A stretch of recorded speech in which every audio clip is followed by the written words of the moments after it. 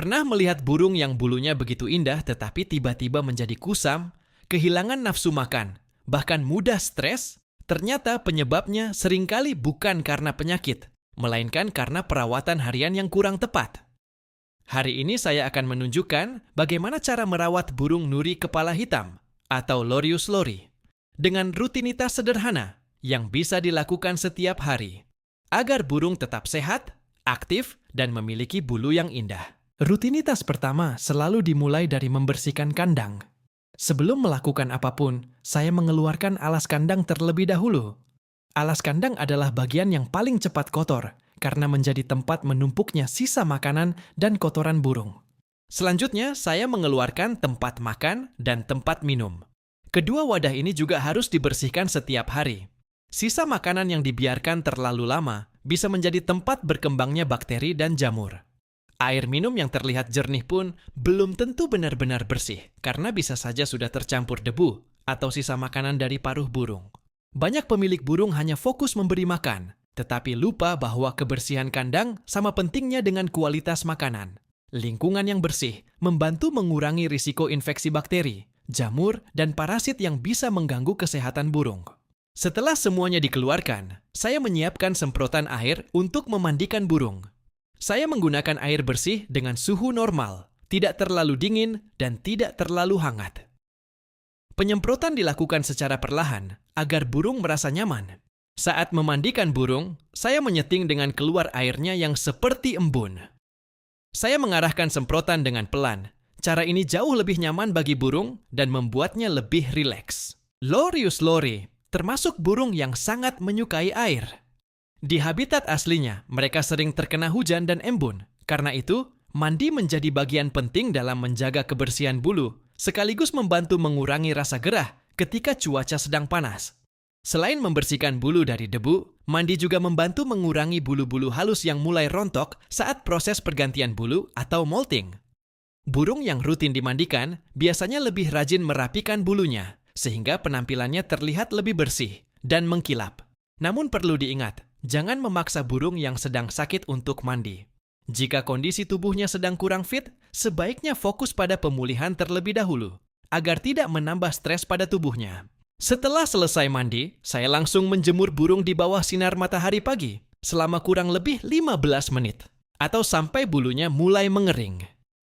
Waktu terbaik untuk menjemur biasanya sebelum matahari terlalu terik. Sinar matahari pagi sangat bermanfaat bagi burung. Paparan sinar matahari membantu tubuh menghasilkan vitamin D yang berperan dalam menjaga kesehatan tulang dan membantu penyerapan kalsium.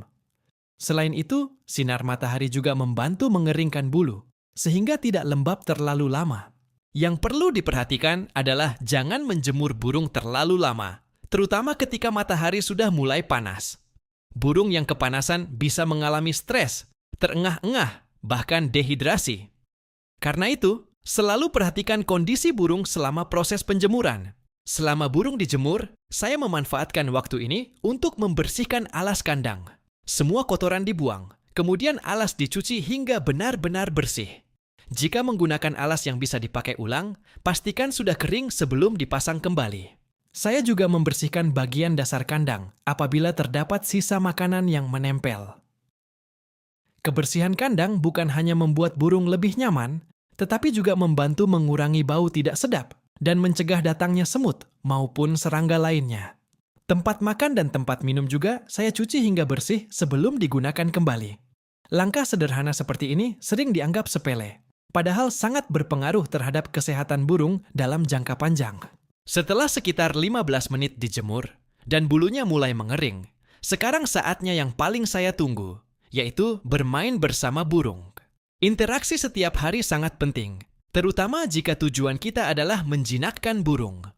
Saya mengajak burung naik ke tangan, berbicara dengan suara yang lembut, dan membiarkannya merasa nyaman berada di dekat saya.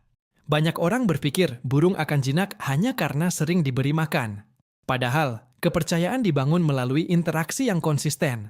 Semakin sering burung mendapatkan pengalaman yang positif bersama pemiliknya, semakin cepat pula rasa takutnya berkurang.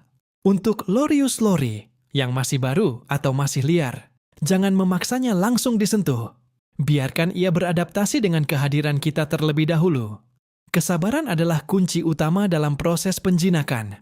Saat bermain, saya juga memperhatikan kondisi fisiknya. Saya melihat apakah matanya terlihat cerah, apakah bulunya rapi, apakah napasnya normal, dan apakah gerakannya tetap aktif.